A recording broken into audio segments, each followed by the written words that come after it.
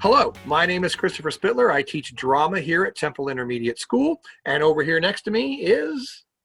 I'm George Wu. I am the music director of bands and choirs, starting my 17th year here at Temple Intermediate, but Mr. Spitler's got a few more years on me. This really is a unique opportunity for us to share some ideas together, both as artists as well as educators, and to share some wonderful students this year. We get to serve every single one of our 8th graders. Yeah, which we never get to do. And this is one of those really amazing things that these really interesting times have brought to us. And we're taking this and hopefully running with it. Right, Mr. Spitler? Yeah, you know, there you kind of look at the bright side. Normally, when we're teaching, we only see a certain section or slice of the student population. We don't get to see everybody. And that's great. Some of them have just a drama class. Some of them just have a music class. Some of them might have one of each. But there's often this large slice of the kids that we just never see. And so it's really nice this year that we actually have kids in the classroom that we have not seen before. So new faces, a chance to work with some new people. But that also presented us with some challenges when we were designing this course. The process of distance learning has challenged even the most seasoned educators, and we're finding ourselves relying on technology, Wi-Fi speed. Had my Wi-Fi go out, and I had to sign back in. It's a very strange environment for a lot of teachers who have been in this profession for a while. The ability to engage students from afar, convincing students to turn on their cameras so that we can see their beautiful faces in the morning. And, just relying on the compassion of our Temple families to get through these really interesting times. The performing arts class that we share together, it's a very dynamic group of students. We've been working on a lot of skills and a lot of storytelling, which is slated to become the centerpiece of what we're trying to do together. Yeah, that when we looked at our rosters of kids, we realized, okay, we had a lot of these kids last year as drama kids or as music kids, but we had a lot of kids that we'd never worked with before. And so now they're all thrown together into one class. And so we realized we were not going to be able to teach this like we normally would teach our classes. Right. And so that's why, even though on their printed schedule in Aries, it says music theater, we realized that was not really going to work. And we also knew that we had, we were on the rosters as separate teachers. And we decided, no, it made more sense. Let's come together and teach this course together. And we're going to call it Performing Arts. And that way, it doesn't really require that a kid coming in have been a drama kid or have been a music kid. Instead, we're all going to come together and work on the art of performing. However, if you have more things to bring to the table, then we welcome that, and we want our musicians to play their instruments, and we want our singers to sing, and we want our actors to act, to bring more things to our rich learning environment and our learning community. Yeah, we've designed the course so that the kids who have some background will be able to bring that into play. But kids who've never done this before can walk in the door and still be on a level playing field with the other kids and can feel able to produce and contribute just like their peers and push themselves as far as they want to go. So as Mr. Wu said, we decided, okay, we would focus on storytelling. And in the process of storytelling, we would teach some basic skills, and for some of our kids, it's a reteach and a deeper dig on skills that performers need. But these are skills that everybody needs. So we're looking at things like, how do you use your face, your facial expressions when you're talking to people? as a performer, how to use your face to get ideas, emotions, characters across, create dramatic moments. Okay, this is something that is important for theater, sure, but it's also important in the business world. It's important in your personal life that your Certainly. face is communicating ideas that people Hmm. can understand and feel what you're trying to get out there to them. And then, of Because course, humans want to deal with other humans. and faces are how we meet each other. Um, Absolutely. we also are working very much on the voice. Mr. Wu, tell them about that. Oh, absolutely. Yeah. You know, one overarching idea about the performing arts is being able to find your voice as an artist. And being able to do this at such an important part of their lives, right before they become adults. You know, they're young adults, we call them, and being able to use your voice to be able to communicate not just your ideas but your hopes and dreams, and your cultural voice, your ethnic voice, the voice that you have within you, and being able to bring that out and show the world who it is that you are and what you're becoming, and even the voices that you play on stage, whether it's this stage or the stage that we hopefully will be back to at Temple. um, it doesn't matter what type of a voice you're going for. It is important to develop that sense of voice. And what better way than to spend a lot of our time that we've been um, developing, getting them to use their voice as an instrument, using their diaphragm, using support, and being able to enunciate and use proper diction, and all these wonderful things about using their human voice as an instrument. The interesting thing about the voice, as Mr. Wu and I have discovered, is that in our separate teachings, we cover the same stuff. So Yeah, we sure do. how you breathe and support, how you use your vocal range, Hmm. the way you shape your sounds, enunciate, and all that stuff is important both to singing and to speaking. So as a singer and actor, you're using a lot of the same skills. So it's been really fun to see how we mesh in our separate arts to form this kind of joint art we're working on together of performing arts.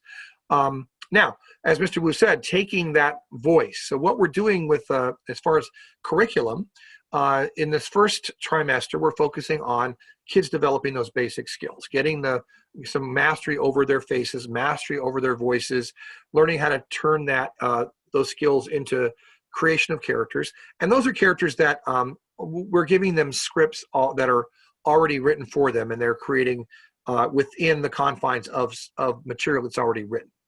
The next stage we want to move into is letting the kids' own personal voice come out. And that would be involving them in actually writing stories of their own. And so they have this next level of freedom, this next level of expression, which is instead of telling somebody else's story in my own way, I'm going to tell my own story in my own way, which we think will be really fun. It will also be kind of reinforcing a lot of what goes on in language arts as we talk about how a story takes shape and what are the elements to make a good story happen. So I think they're going to find that very interesting and make some connections to their other classes. And then the final piece, and this is hoping, we hope every day that we're in a place where we can move back into our old environment and we can enjoy working again with the kids at Temple. But whether we do or not, we still want to give the kids a chance to enjoy kind of a full-blown production. Behind Mr. Wu there, you can see he has a picture that was taken at one of our large events. And you folks who were with us in the 7th grade know that we do these major shows normally all across the year. We have in Halloween, we have a holiday show. We do our dinner and a show fundraiser, which is the picture you see there behind Mr. Wu. And then we work towards a big, full-blown stage musical. We probably won't be able to do that even if we get back to Temple, just given the way things are working, the structure. I'm leery of that probably being able to happen. Be great if it does. Let's cross our fingers and hope. Let's hope. But in the meantime, what we're going to do here, and even if we stay in this virtual box, we're still going to give the kids a chance to produce their own show. And what that means is that they will be writing the material, or they may select material that's written. We'll give them that option. And they're going to be working together in groups and actually creating and recording their own video short subjects that we will then present as a show. And that's going to draw on all the skills that we've worked on in class, their faces, their voices, their bodies, their understanding of story, all of that good stuff. And then layering on one more aspect of production, which will be the use of some video editing software. Now, these students that are in my journalism classes are learning how to use this software. So when they come back to the performing arts classes, because they're in both, they'll be able to work with their production team and teach them how to use this software with guidance, and they'll be able to create their own pieces that we will then share with you here on our website. And this website we want you to be aware of is a very important tool. Mr. Wu can tell you about what this website is and what it's going to become, we hope, for you throughout the year. We encourage all of you, all of the wonderful Temple families, to stay in the loop. If you can regularly check in with your student in the Google Classroom, and that will keep you posted on things that are due, grading policies and such. They should have already gone over that with you, but if you ever need to look at what the expectations are of the class, certainly take a look at that, this course syllabus. And we definitely dream of brighter days ahead where we can get back on the main stage again and do all these amazing full-blown productions, as Mr. Spitler said. And it's not just about student learning, believe it or not. So many seasoned teachers are having a heck of a time, explaining very basic concepts, which we would just normally turn around and just scribble on the whiteboard and be able to get the point across. But now we're dealing with Zoom, and we're dealing with slide after slide after slide of all these graphics, trying to engage the students and trying to get these compete, yes, compete what's for happening attention in the house and what they might have on their phone, and all the various teenage distractions that they might have. And it's been very challenging, but we really appreciate the compassion of our Temple families and our community as a whole.